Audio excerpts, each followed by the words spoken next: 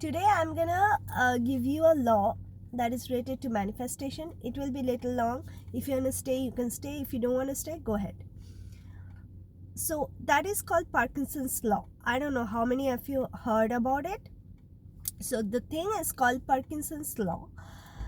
Basically, to give you a very lame day-to-day example, when your exam arrives or you have to put a presentation in the office or anything, like you have to submit your passport documentation by this day, right? What you will do before 2-3 days, it will be extreme pressure. Before 7 days, it will be little, medium pressure. Before maybe 1 month, it's a little pressure. So we are like basically making the timeline shrink. So for example, you want to earn money $1 million, for example, in 4 years. Put it as 2 years or 1 year. Tell your brain that yes, I have to achieve this by 1 year, not 2 years, not 3 years, not 4 years.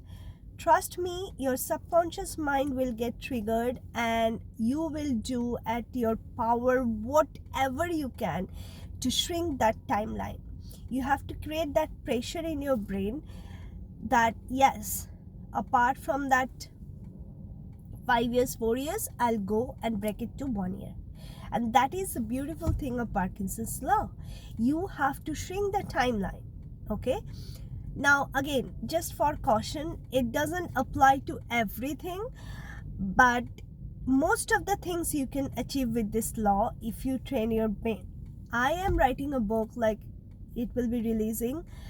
There also I have mentioned what are the things you can actually achieve with this Parkinson's law. It's really good thing. But be with caution. For example, you want to lose weight. For example, you just cannot do with Parkinson's law. No.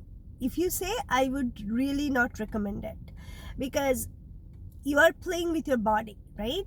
Like, for example, I'm in the weight loss journey too. I just cannot think like I will lose weight of 10 lb or 20 lb in 2 months or 1 month. No, it's not possible. Then you are actually doing harm rather than doing anything better to your body. So, but Parkinson's law can be affected in most of the, like 70 to 80% area of your life. So be mindful and see what you can do even with your earning money. For example, I'm saying you just cannot ignore everything and just learn behind or chase behind that. You have to, but in a balanced way. So as I said, be very cautious when you are using this law. This is very also important. Not everyone tell you that. They just say, okay, use that law, but use to your logical rational thinking as well. So apply that and let me know if you have achieved anything. Thank you.